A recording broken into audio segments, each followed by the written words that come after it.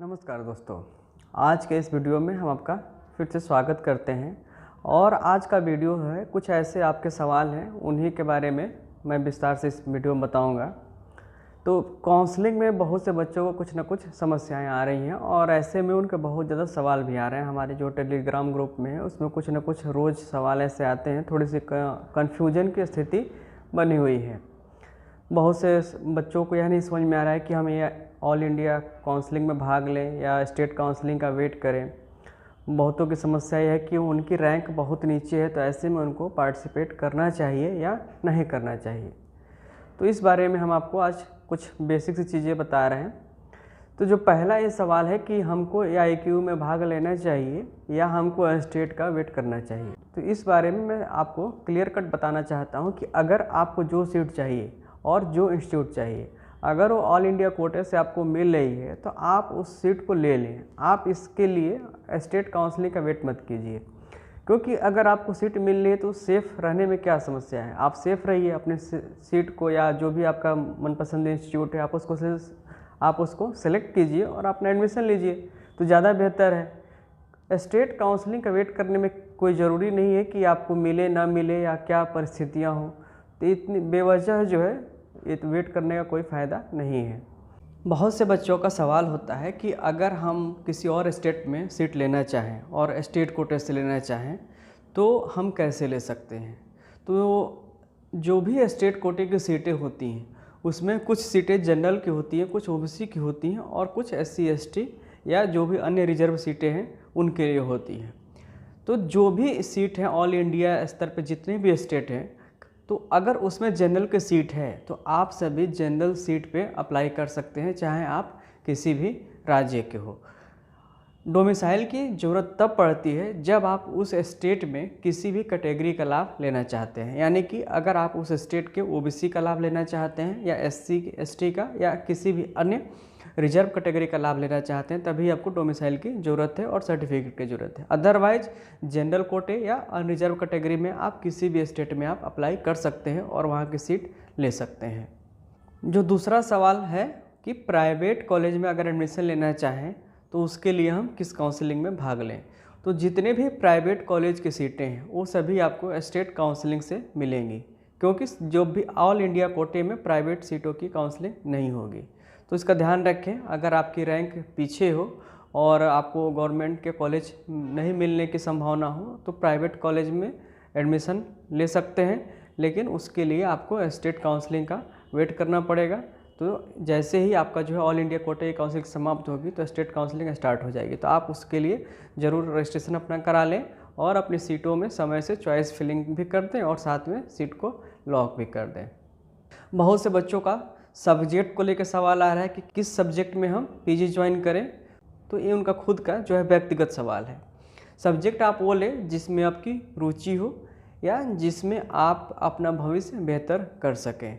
हर व्यक्ति को अलग अलग सब्जेक्ट पसंद हो सकता है, इसलिए इसमें मैं ये नहीं कह सकता कि आपको कौन सा सब्जेक्ट लेना चाहिए। अगर आपको प्रैक्टिस करनी है तो आप उसके लिए काय चिकित्सा, पंचकर्मा, शल्य शल्य, बाल रोग, स्त्री प्रसूति जैसे सब्जेक्ट ले सकते हैं। अगर आपको योग और डाइट पसंद है तो आप स्वस्थ योग भी भाग ले सकते हैं। और अगर आपको पुराने ग्रंथों में पढ़ने में या लिटरेरी चीज़ों में आपको ज़्यादा अच्छा लगता है, आपको ज़्यादा पसंद है, तो इसके लिए आप रचना शारीर, क्रिया शारीर, संहिता, सिद्धांत आदि विषय ले सकते हैं। अगर आपको लेबोरेटरी संबंधी चीज़ों में ज़्यादा इंटरेस्ट है तो इसके लिए आप रोग निदान एवं विकृति विज्ञान जैसे सब्जेक्ट आप ले सकते हैं। सर्जरी में ज़्यादा इंटरेस्ट रखते हैं तो आप सर्जरी यानी कि शल्य विभाग में PG ज्वाइन कर सकते हैं। तो ये सारे ऑप्शंस हैं, ये आप खुद इस पे निर्णय कर सकते हैं कि आपके भविष्य के लिए कौन सा सब्जेक्ट ज़्यादा बेहतर है। कुछ बच्चों का सवाल था कि वो रहते किसी और स्टेट में हैं और डोमिसाइल उनकी किसी अलग स्टेट की है, तो ऐसे में उनको किस राज्य का लाभ मिलेगा। तो लाभ उन्हें उसी राज्य का मिलेगा जहाँ पे उनकी डोमिसाइल है। जैसे कि एक बच्चे का सवाल आया था कि वो रहते महाराष्ट्र में है लेकिन डोमिसाइल उनकी राजस्थान की है, तो ऐसे में उन्हें किस स्टेट काउंसलिंग में भाग लेना चाहिए। तो उनको जो है उनकी डोमिसाइल राजस्थान की है तो उनको राजस्थान के स्टेट काउंसलिंग में भाग लेना चाहिए, क्योंकि उन्हें सीट वहीं जो है स्टेट कोटे से मिलेगी। इसमें भी बिल्कुल क्लियर है कि जिस स्टेट की डोमिसाइल आपके पास है आप उसी स्टेट के लिए एलिजिबल है आप उसी में पार्टिसिपेट करें। अदरवाइज अगर जनरल अनरिजर्व कैटेगरी से लेना चाहते हैं तो आप किसी भी स्टेट में पार्टिसिपेट कर सकते हैं। कुछ बच्चों ने ये भी सवाल पूछा था कि किस इंस्टीट्यूट में कौन से विषय की पढ़ाई अच्छी होती है। तो इसके बारे में मैं बहुत डिटेल नहीं बता सकता।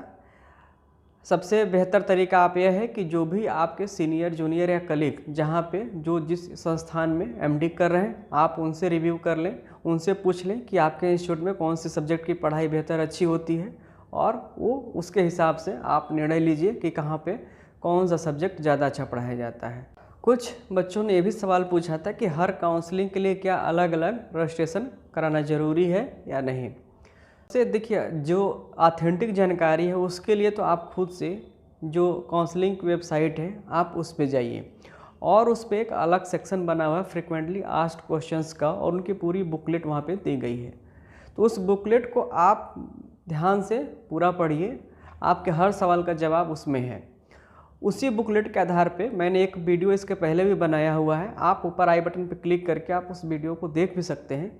लेकिन फिर भी दोबारा मैं बता देता हूँ कि हर काउंसलिंग में आपको रजिस्ट्रेशन कराना ज़रूरी है। अगर पहले काउंसलिंग में आपने रजिस्ट्रेशन कराया और आपको सीट नहीं मिली तो दूसरी काउंसलिंग में आपको रजिस्ट्रेशन कराने की आवश्यकता नहीं है। लेकिन अगर आपने पहली काउंसलिंग से सीट अलॉट करा लिया है तो दूसरी काउंसलिंग में आपको रजिस्ट्रेशन कराना ज़रूरी है। अगर दूसरी से आपने सीट ले लिया तो तीसरी में भाग लेना चाहते हैं, तीसरी में रजिस्ट्रेशन कराना ज़रूरी है। लेकिन अगर आपने पहले में रजिस्ट्रेशन कराया है और आपको सीट दूसरी में भी नहीं मिली तो रजिस्ट्रेशन कराने की ज़रूरत नहीं है। अगर तीसरी में भी नहीं मिली तो भी आपको रजिस्ट्रेशन कराने की आवश्यकता नहीं है। आप ऑटोमेटिकली उसमें रजिस्टर है जब तक कि आप खुद को सीट अलॉट नहीं करा लेते हैं। हर बार की काउंसलिंग में भाग लेने के लिए आपको पिछली सीट को छोड़नी पड़ सकती है।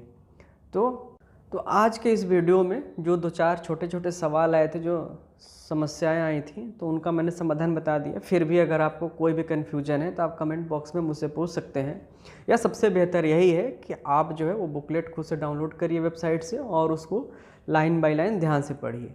मुझे लगता है कि अगर आप उसको एक बार पढ़ लेंगे तो फिर आपके मन में कोई भी शंका कभी भी नहीं रह जाएगी। तो आज का वीडियो अगर आपको अच्छा लगे तो इसे अधिक से अधिक लाइक कीजिए और अधिक से अधिक शेयर कीजिए। धन्यवाद।